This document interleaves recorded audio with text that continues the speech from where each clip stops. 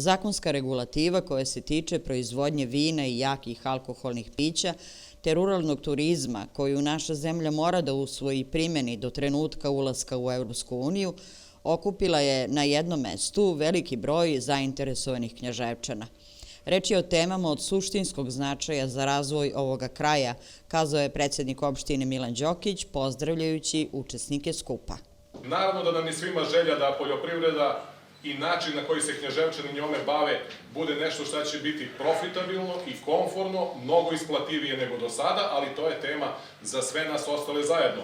U delu ruralnog razvoja, pa samo ove godine smo više od 20% lokalnog budžeta sveukupnog uložili u infrastrukturu na selima. Ruralnog razvoja bez razvoja infrastrukture u seoskim mesnim zajednicama i u selima naravno da nema. A razvoj turizma na teritoriji Knjaževačke opštine je tema ne samo zbog Stare planine, već i zbog izvorišta Banjica, svih kulturno-istorijskih znamenitosti i prirodnih lepota koje na našoj teritoriji ima i koje naši meštani počinju polako da prepoznaju i da kroz izgradnju svojih konaka, seoskih domaćinstva polako valorizuju i pretvaraju u neki ekonomski prihod za sebe i za svoje porodice. Na ono što je urađeno u prethodne 3,5 godine na planu razvoja poljoprivrede podsjetio je direktor Agencije za razvoj Knjaževca Dragan Milutinović. U prethodnim godinama mi smo se bazirali na nekoliko prioriteta koji su identifikovani u razvoju poljoprivrede naše opštine, te su najznačajnija sredstva plasirana kroz fond, kroz direktne subvencije u razvoj stočarstva, voćarstva, pčelarstva i nabavku mehanizacije. Ukupno, s obzirom da je opština Knjaževac relativno mala opština sa relativno malim budžetom, za poslednje 4 godine u direktne subvencije građanima uloženo je negde blizu 1.000.000 evra. Dobre vesti za proizvođače rakije stigle su krajem prošle godine kada je Skupština Srbije usvojila zakon o jakim alkoholnim pićima. Zakon o vinu naći će se pred poslanicima u ovoj godini, kažu Milan Ćuprić i Darko Jakšić iz Ministarstva poljoprivrede. Prošle godine smo doneli novi zakon o jakim alkoholnim pićima koji je stupio na snagu od 1. januara 2016. koji je, da kažemo, doneo više koristi za domaće proizvođače, gde im je smanjio proizvodne troškove i omogućio im da na taj način budu konkurentni u odnosu na iste takve proizvođače iz okruženja ili sutra na zajedničkom evropskom tržištu. Naime, mi smo po pitanju zakonske regulative doneli 2009. godine zakon o vinu koji je bio usklađen sa tadašnjim regulativom Evropske unije i veliki broj podzakonskih akata. Međutim, i sama Evropska unija je imala reformu vinskog sektora u 2 faze, tako da i mi pratimo sve što se dešava u Evropskoj uniji i očekujemo da u ovoj godini donesemo nov zakon o vinu i drugim proizvodima od grožđe vina koji će obuhvatiti sve ono što, svu onu zakonsku regulativu Evropske unije koja reguliše vino, ali i proizvode, aromatizovane proizvode od vina, znači nekoliko grupa proizvoda od vina i ono na čemu trebamo raditi u narednom periodu jeste implementacija zakonske regulative.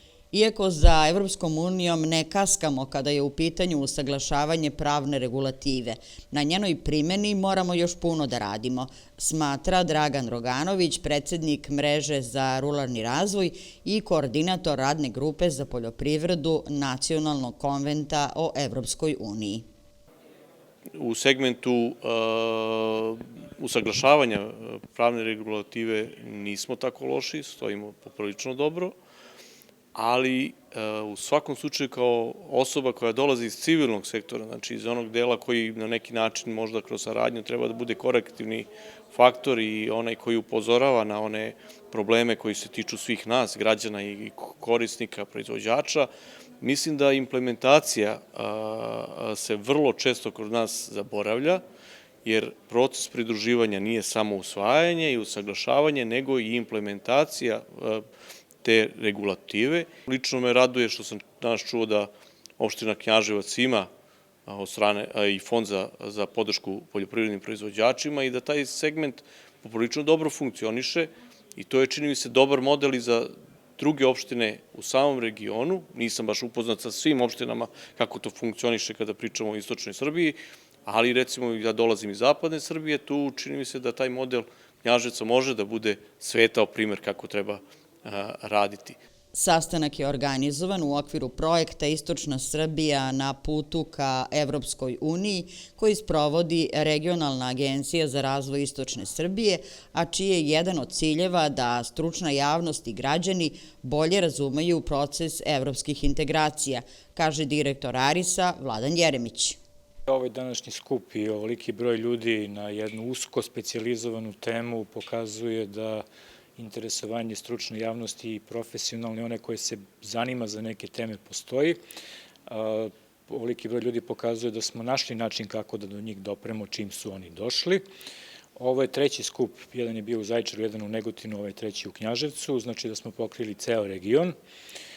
Interesovanje medija postoji u svakom od ovih opština, se razgovaralo, emitovali su se neke emisije, znači ta informacija se širi. Kako bismo iskoristili sredstva iz predpristupnih fondova koja nisu mala, a kroz primjenu novih zakona prošli što bezbolnije, neophodna je saradnja svih aktera, od proizvođača i njihovih udruženja do agencija i lokalnih samouprava i države, čulo se na sastanku.